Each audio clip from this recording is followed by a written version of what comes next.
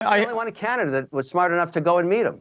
Well, I mean, Prime Minister Trudeau and Dominic LeBlanc did go ahead and dinner with him at Mar-a-Lago, right? Excuse me. Let me just make a. I asked Trump to ignore those meetings because those people are going to get eradicated in the next election, and I hope he took my advice. Stop wasting your time with Trudeau and any.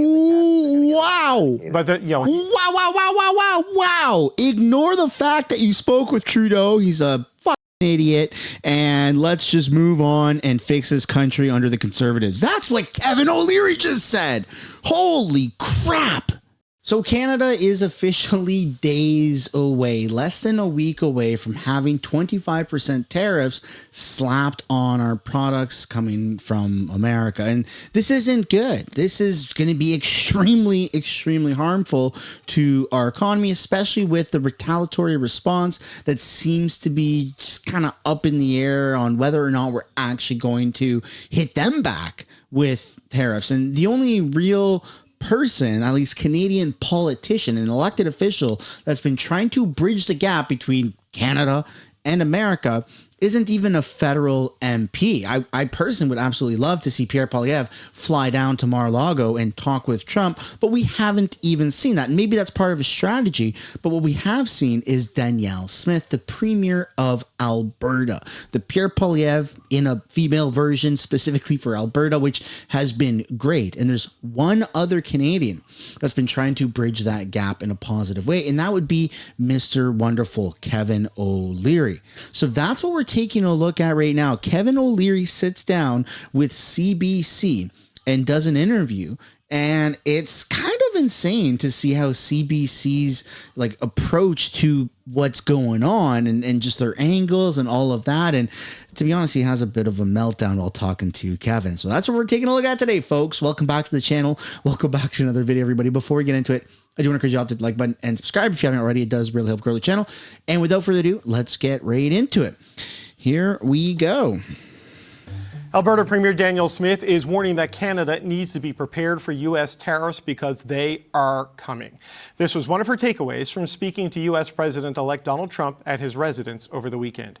Smith is the first premier to secure FaceTime with Trump at Mar-a-Lago since his tariff threat. We had a friendly conversation and I thought quite constructive, during which I emphasized the mutual importance of the U.S.-Canada relationship, and specifically how hundreds of thousands of jobs are supported in the United States. I was able to have similar discussions with members of his incoming administration, and I was encouraged to hear that they also understand how important Canada is. Premier Smith was there as a guest of Canadian businessman Kevin O'Leary, who recently expressed support for the idea of an economic union between Canada and the United States. With the countdown to Trump's inauguration, So it's a merger, an economic merger that would somewhat result something similar to what they have in Europe with the European Union. Something where Canada adopts the American dollar as a standard. We get off the Canadian dollar and we still kind of keep the borders. We're going to hear more about it in a moment. But this is something that's one step under Canada being annexed or bought or invaded, and obviously one step above where we are right now. It's almost middle ground, and it's extremely controversial because Canada wants its independence, but it's argued with this proposal that Kevin O'Leary has that Canada keeps its independence, 80% of it at least, and then has an economic merger. So it's quite fascinating and very interesting, to say the least. 1 week away, how serious are Trump's threats? Kevin O'Leary is the chairman of O'Leary Ventures, and he joins me now. Kevin O'Leary, welcome to Power and Politics. Good to see you, sir. Thank you very much. I wonder if you can give us some insight into Donald Trump's endgame here with his tariff threat. Do you think he wants tariffs for tariff's sake, or is this a threat to seek concessions in other areas?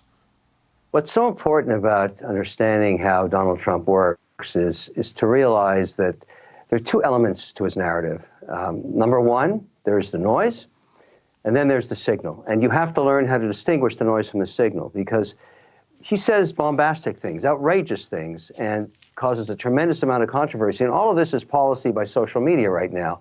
He knows he enjoys that all around the world. However, when you focus on the signal, that is where the opportunity is. And I think where Canadians are getting lost in this narrative, because we're in a unique situation, we're leaderless. So there's actually a term for this. It's not called the signal. It's called anchoring. So that's what Trump has done over the years is he throws out something that's wild and absurd, such as buying Greenland or buying Canada, right? On the scale of how absurd it is, it would rank up here. And then what's going to happen, whether it's an economic merger or whether there's something different that happens, but I have highly doubt that we're actually going to be bought out by America or even invaded, is it's going to be on the scale of ridiculousness down here. It's going to be significantly different than being bought out. And when it happens, when it inevitably happens, whatever that looks like, it's going to seem like we are winning and we're not being bought out with the ridiculousness of way up here. That's called anchoring. You throw something that's on the scale, the Richter scale of ridiculousness at a 10, and what ends up happening is maybe a 3, and then it feels like we won, and that was his plan all along. That's how Trump has conducted business. That's how he's conducted politics, and it's worked for him. So something is inevitably going to happen, I presume. It's just a matter of what exactly that's going to look like. And that's where Kevin O'Leary comes in with what he's about to say. And so we have all of these barbs being thrown back and forth across the border. That's all noise. The opportunity is in the signal, and the signal is where we should be focused, because Danielle Smith nailed it when she said, in the tonality of her narrative with Trump was very constructive, because she, you think about the opportunity all of these leaders have had in the last 2 months. And what people don't realize is this is an opportunity to go off the record with Trump and form a personal relationship with his cabinet. She didn't squander that opportunity. Many others did. So now she's the only politician in Canada that has not only a personal relationship with Trump, but with many of the cabinet that she's going to have to deal with in NAFTA 3. But Mr. O'Leary, help me then with the noise. What is the signal here? Because, you've seen Lighthizer, his former trade ambassador, who said that they believe tariffs as a way of generating money and bringing manufacturing inside the U.S. borders is a viable policy in and of itself, but you well know how disruptive these tariffs would be to the North American economy should they be imposed. So is he really just trying to get concessions on the border, or is it something bigger? I mean, how do you view it? You talked to him certainly a lot more than I have. It's a negotiating tactic. All of this is. Mm-hmm. To what end, though? To what end? Like, what does he want? To what end? To create the signals an economic union that's the most powerful on earth. There is no question. Nobody's going to trade sovereignty. No one's going to sell Canada. No one wants to be sold. Nobody wants to give up their sovereignty, either do Americans. But the opportunity, for example, to create a common currency, which makes a lot of sense, I guarantee you now, 11 out of 10 Canadians would rather trade their Trudeau pesos for US dollars tonight. Number one. Guilty. 100%. Yep. I would, if we could be on the American dollar, it's got more value. It holds it holds its value way, way, way better in the Canadian dollar. I mean, what are we down? It's 69 cents or 68 cents? Like, it's horrible. It's horrible, the conversion rate now. Abso-freaking-lutely. Yes. For my own personal, absolutely. Yes. American dollar all the way. I am with that. And they're going to force our hand when it comes to that, because you may right now say, well, no, I still like the Canadian dollar, right? That's fine. But there's going to come a time now where if our dollar keeps being devalued, it's going to force everybody's opinion to say, yeah, can we just switch to USD and be done with this tanking currency? Yep. He has a big point there. And all of the commodities we sell globally are denominated in US dollars anyways. That's number one. And of course, we need a couple of seats on the Fed, and we'd have to interact with Bank of Canada, with the Fed. But that's a giant economic union. Then there's the opportunity to eradicate all tariffs, not just North and South, but East and West. We have all kinds of stupid tariffs in Canada between provinces, notably the milk deal that Alberta pays for Quebec farmers to produce dairy products that they throw out. Vermont's pretty pissed off about that. And they'd like to see those go away, and they'd like to compete. So that's an opportunity. And then there's the creation of an EU-style uni-passport, which controls immigration. And would be very good for Canada, because if you're a Canadian citizen in good standing with a Canadian passport, or an American in the same situation, both countries has veto power. But if you get approved, you have the ability to move freely between both jurisdictions and pay one tax rate. It's very attractive, but you also control who comes in for education with that. It's a great idea. Okay, so when he talks about the 51st state, this was initially dismissed as a joke by people around the dinner table in Mar-a-Lago when it was first raised.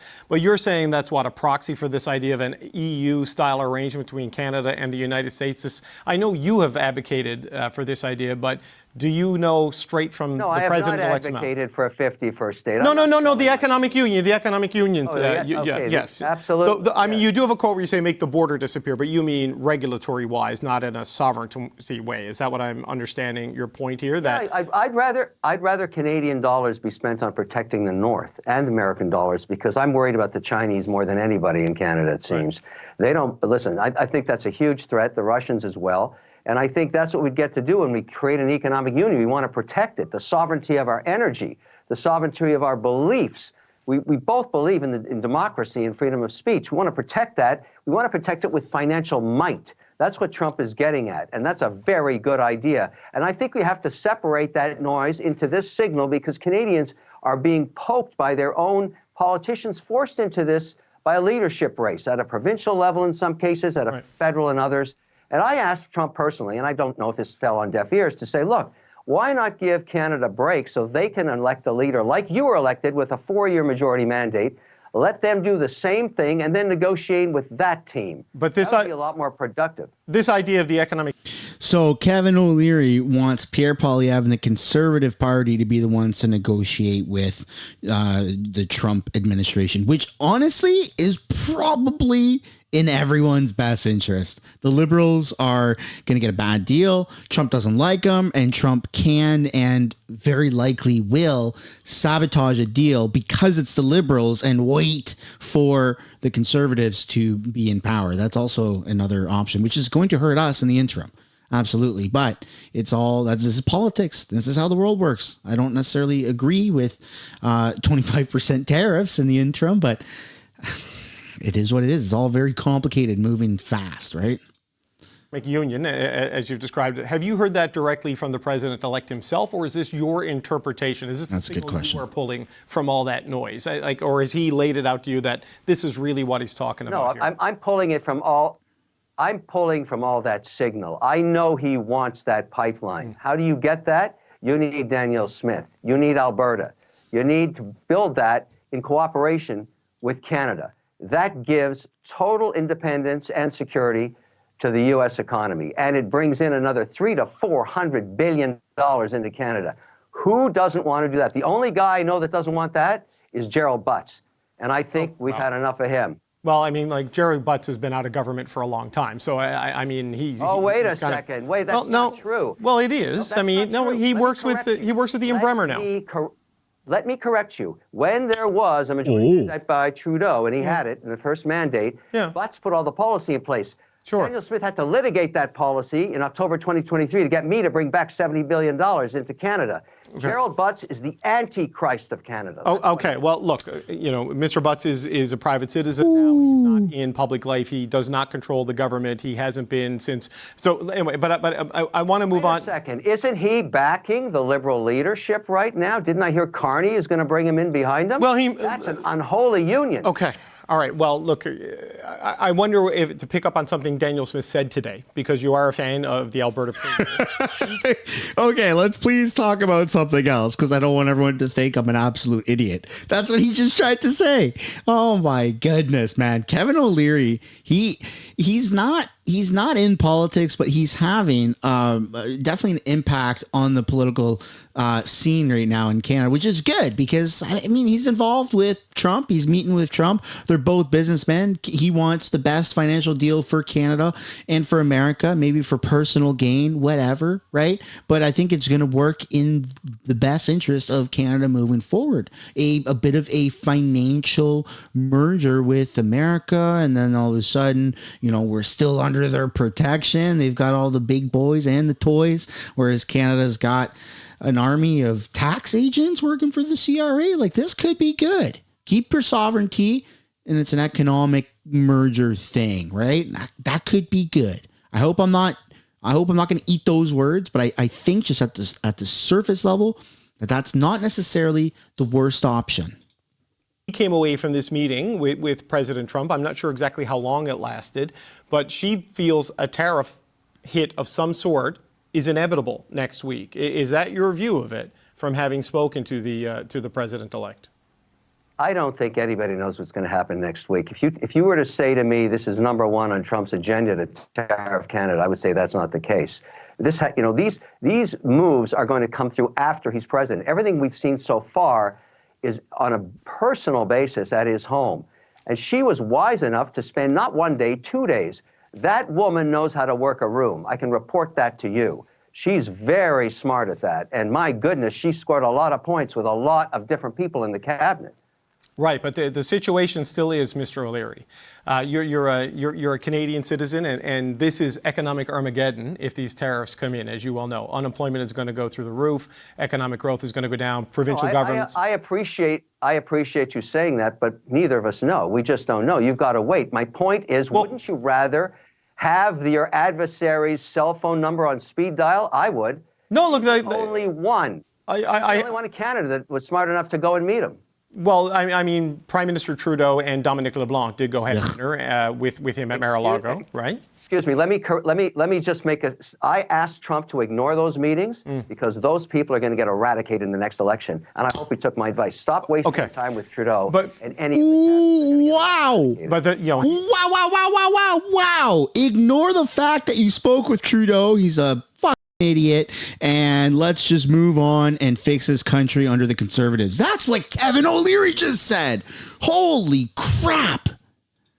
Personally, that was on me. Understood, but it is the government we have at this point in time, with a week to go until the inauguration and possibly the implementation of tariffs. So you're saying it is unclear to you if he's going to do this. What I told Trump was it's the government that took a quarter of the Canadian population into poverty, and they're going soon. Okay. They will not be at a theater near you anytime soon. Okay, but for the next week, they're there, Mr. O'Leary, right? And this is the deadline for the tariffs, right? Because if you take Donald Trump by his statement that My point day is, one... You don't know that. You don't know that. I'm taking him at his word. What am I supposed to do? He hasn't said anything to the contrary that I'm not actually going to do it. He said I'm going to hit them. It's going to be day one, along with mass deportations. You have been there talking to him. Are you saying we shouldn't expect that? Because the Canadian economy and the political class is bracing for it. You are not able to separate the signal from the noise. You can't do it.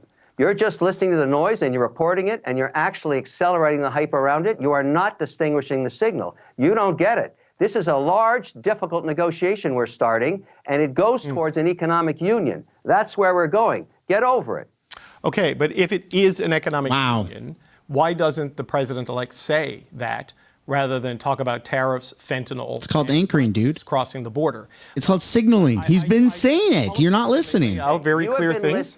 You have been listening to Trump for 12 years. You asked me that question. That's not his style. That's not how he operates. You know that. Well, we'll see. I mean, we're a week away. So you, just as a final question, you are not at all certain whether we see tariffs next week. You wonder? No, I'm not. That a week away is not a destination. It's the beginning of a journey. Get ready.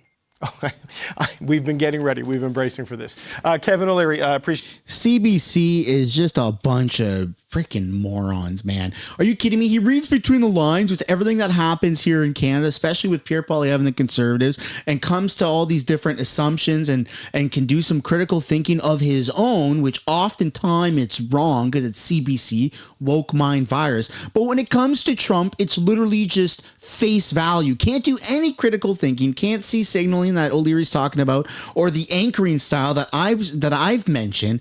Freaking moron. This guy, his job is subsidized by Canadian taxpayers. I can't wait for CBC to be completely defunded, for that guy to go find some different work and get the hell out of the way and stop ruining our country and fear-mongering and trying to brainwash people in this country.